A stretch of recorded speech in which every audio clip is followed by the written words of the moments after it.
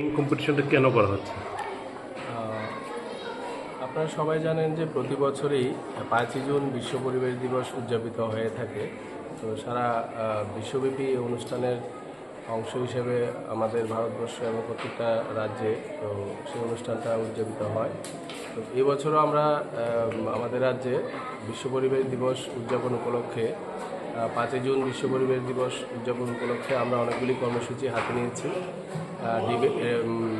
স্কুলের স্টুডেন্টদের মধ্যে প্লাস্টিক পলিউশন নিয়ে মডেল কম্পিটিশান, কলেজের ছাত্রছাত্রীদের নিয়ে ডিবেট কম্পিটিশান, আজকে যেমন ছোট ছোট ছেলে মেয়েদের মধ্যে বসায়ক প্রতিযোগিতা চলছে।